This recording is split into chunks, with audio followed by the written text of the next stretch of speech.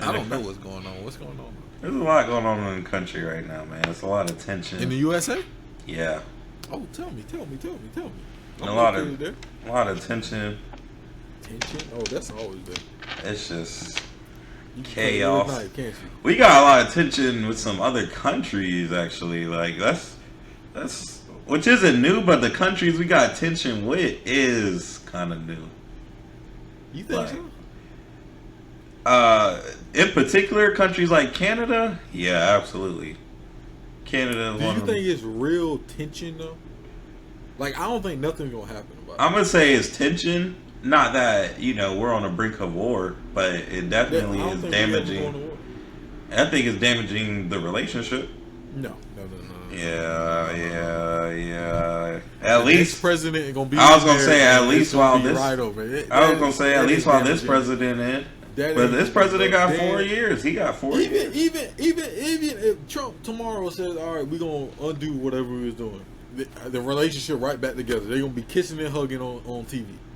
I don't think it has nothing to do with the relationship. I think they're playing real money moves because these countries. We talk about businesses and what businesses be doing about money moves. Countries, they money. If you just change a country's GDP by a couple percentage points, you looking at billions of dollars. So of course they're going. We got to get on TV and say what we supposed to say. Got to. Now, is there maybe some individuals that might maybe feel some type of way? Sure, but for the most part, I don't think it's any real tension or anything between U.S. and Canada. I think it's just, hey, this is where we're at right now at the moment, and just like because I actually saw the Canada, I think it was a prime minister or something like that. He was saying the stuff with the tariffs and blase. But he was still saying like, "Hey, we need to work this out." Like, so it ain't like it's like with some other countries that we can talk about. Yeah, it's some real but that's been there. But Canada is a peaceful country. That's why I'm saying it's not like it's tension where we on the brink of war. They don't want that though. That's not them, but it's definitely like they causing problems with Canada, our neighbor. Both our neighbors, but I mean, we don't really be worried about Mexico. I ain't gonna lie. Like, it's a little different with them. I feel like we always done them kind of. All of South America. Yeah. Honestly, me personally, I ain't. The problem with the moves is how quickly it's happening. Just to make these amount of changes this fast is tough, because then you get all the hoopla on the TV, which Trump does the hoopla himself. So if you think he's not gonna do it, hey, get ready for these 4 years. But all the hoopla on the TV gets to happen because it brings so much attention to it. But a lot of these certain moves be happening anyway. Like, it just hasn't happened recently, so people aren't used to it. But if you go look through our history, there's times where we've done certain moves, and we ain't always been friendly with Canada, and definitely not in South America and definitely some of these other countries that we're talking about.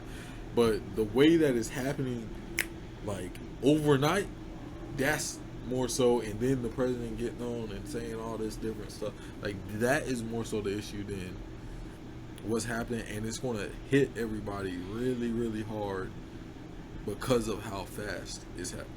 Like it's going to hit everybody, maybe not tomorrow, but eventually money's going to have to come from somewhere. What you think about Canada becoming the 51st state? It already is. Hell, it's not. You don't think it is? No. What would be different? What would prior to right for now, us or them? I think a lot would be different for them. Yeah. I don't think. Actually, I don't know. What would be different?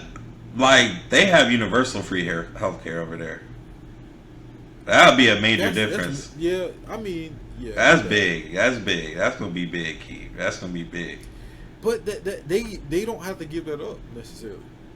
I don't know. There's states that we like Alaska. They get checks. Every state don't get a check. Yeah, but also Alaska gets checks for a specific reason, though. Like and they could in I don't know. This is all it's hypothetical, very. But in them joining the U.S., let's say they join the U.S., they could write in, hey, we're going to keep universal health care if you are born in this part of the whatever. You feel me? I think that could be done. I mean, I'm not saying it can't be done, but as you said, I think that's very hypothetical. Very hypothetical. I mean, this whole situation is hypothetical. Like Canada being a 51st state is very hypothetical. I mean, it's been a topic of conversation. I think outside of like, obviously, you can say that universal health care, like, yes, that would be a big impact on people's lives. But outside of that, like, we had the trade thing with them, so like, it wasn't like the goods wasn't getting passed back and forth. It's not like it was harder to get over there than to come over here, so that would be slightly different. People would be able to move freely in Canada more, and they will get more rights too. They will get more rights as far as like freedoms that they don't have over there.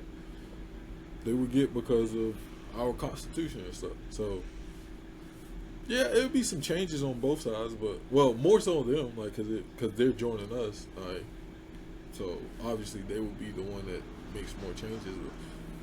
But for the most part, like, it wasn't like goods wasn't coming back and forth anyway. Like, goods was coming back and forth, and that's the biggest thing, like, about being a state, like, and being able to cross state lines, because every state you go to is different rules anyway, like, or different laws.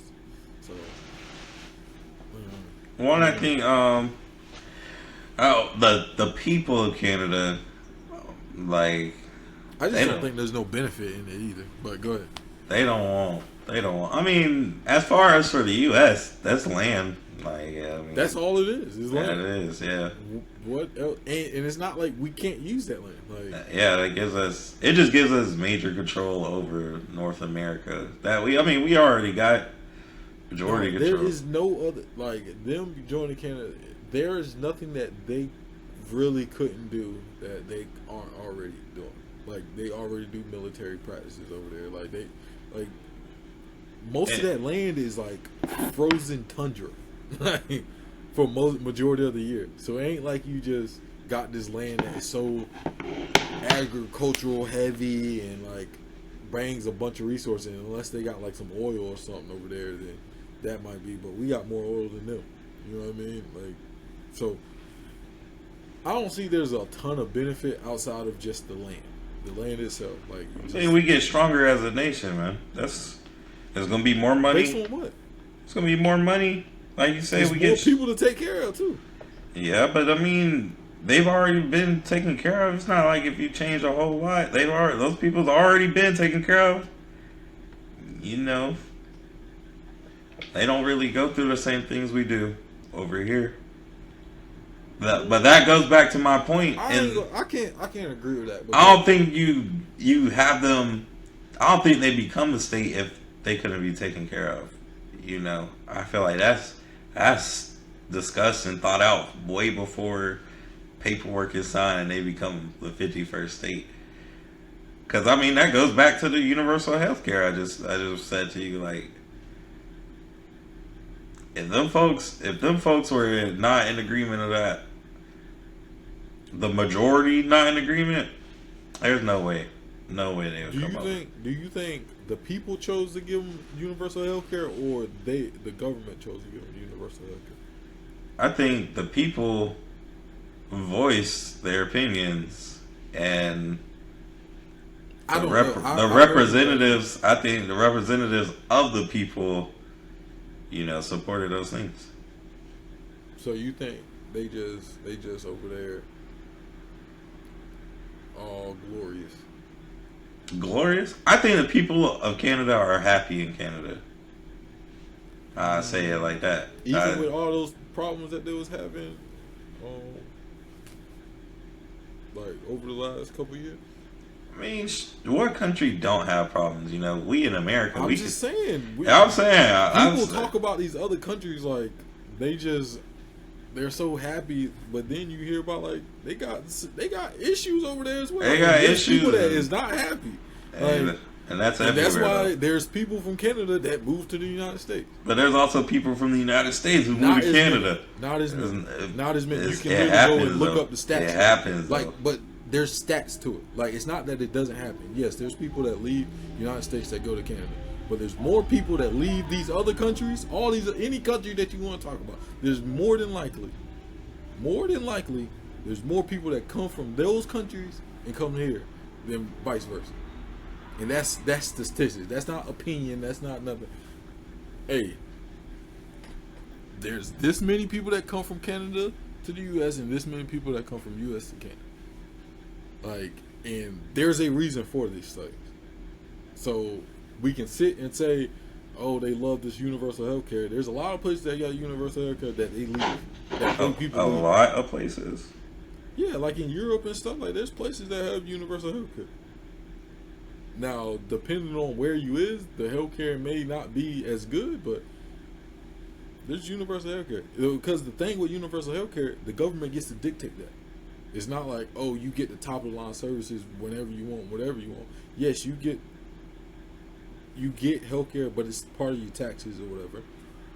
And the government dictates what goes inside of that universal healthcare. So it ain't like that you just get universal healthcare and anything that you can. It's just all sweet. No, they had them talks about like there was. I don't know how often this happens. So I'm not even gonna sit here and like try to use it as a baseline. But it was talking about, I think it was like in France or a country around France or something, and like the child needed some services, but because they was a citizen of a certain country. It was either France wanted to take them in, or it was a person that was a citizen of France. Anyways, the other country was going to take the child and perform whatever the surgeries or whatever that needed to be done. But the home country was like, no, we have our own healthcare system, and they had universal healthcare, and we're not providing that based on whatever their bylaws was on that situation. And that happens. Now that's the extreme, and I don't want to use that as a baseline, but anything can happen. You may need, like a ventilator. You may need something like that, and they would say, hey, you already hear about things of what doctors and stuff be doing when you got the donor thing on your ID or whatever.